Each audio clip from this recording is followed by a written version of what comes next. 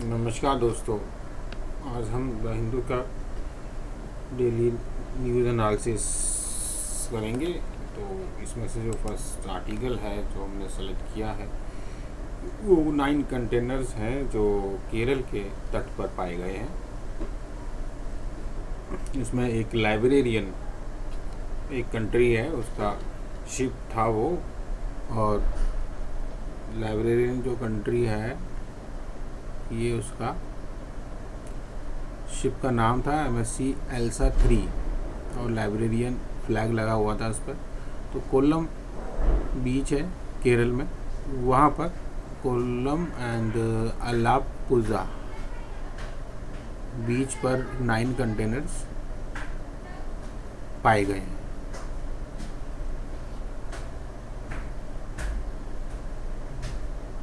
जिसमें गवर्नमेंट ने 2 टायर इसको नाम दिया हुआ है। जो यहाँ पर कोस्ट गार्ड रहेंगे, कोस्ट गार्ड, और वहाँ पर national oil spill disaster contingency plan को लीड करेंगे। तो उसमें जो शिप था 643 कंटेनर थे, जिसमें से 13 कैल्शियम कार्बाइड के थे, जिससे अगर वो पानी में मिलता तो बहुत ज़्यादा हीट प्रोड्यूस होती, जो बहुत ही ज्वलन थी, मतलब जलाने के आग लग सकती थी पानी के संपर्क में आते ही, और जहरीली गैस एसिटिलीन ये प्रोड्यूस होती, जिससे काफ़ी नुकसान होता। तो इसके लिए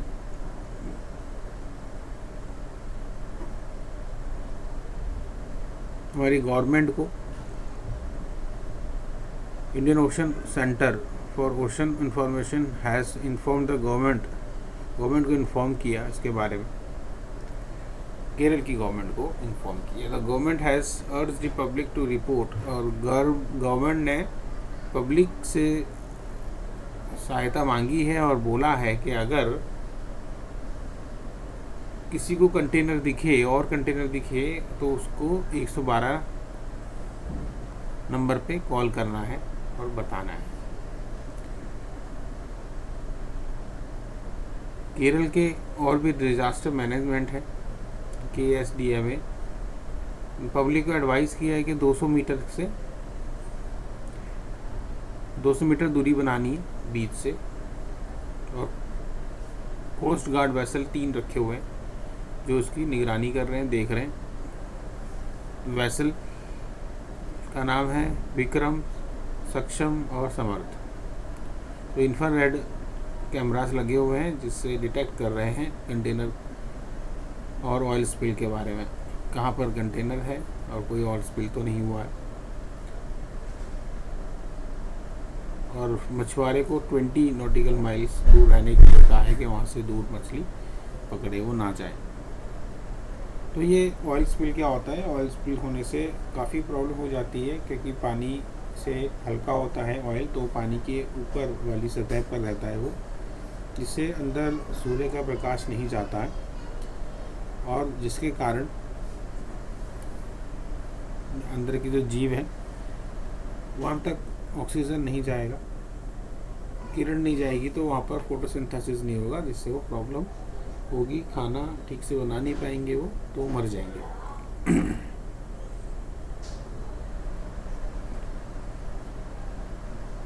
तो इसके लिए थोड़ा गवर्नमेंट को सतर्क रहना पड़ेगा। तो ये पहला आर्टिकल जो हमने चूज़ किया। सेकंड आर्टिकल है कि मैनेज अनीमिया बिफोर प्रेगनेंसी से पहले अनीमिया का उपचार होना बहुत आवश्यक है।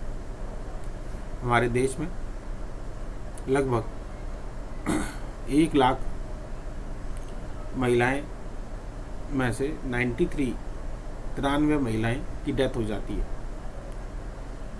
तो अनीमिया हमारे देश में एक बहुत गंभीर बीमारी है जो हमारे देश की प्रगति को रोकता है। हमारे देश के देश को अगर आगे बढ़ना है तो हमारे देश की जो जनरेशन है वो स्वस्थ होना बहुत ज़रूरी है।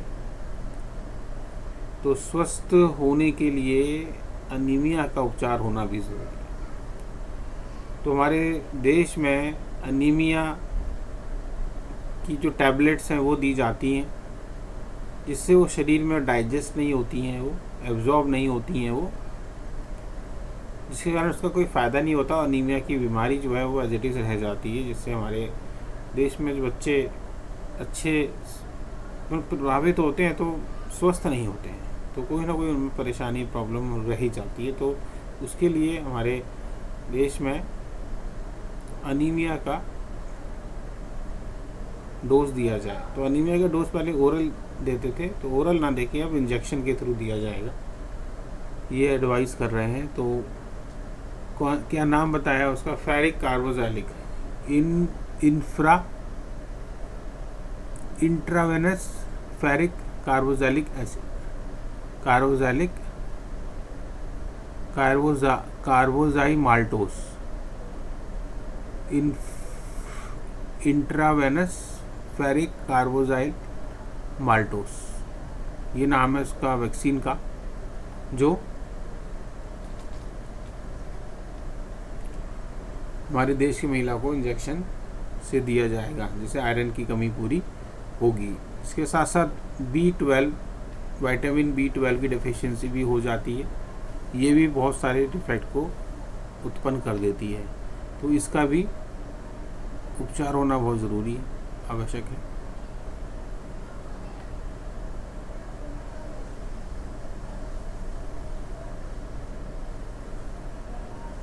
तो हमारे देश के फ्यूचर के लिए बहुत ज़रूरी है कि हमारे देश की महिलाओं को प्रेगनेंसी के दौरान और प्रेगनेंसी से पहले उनका ट्रीटमेंट किया जाए, ताकि हमारे जनरेशन अच्छी रहे, सोचने की शक्ति बनी रहे।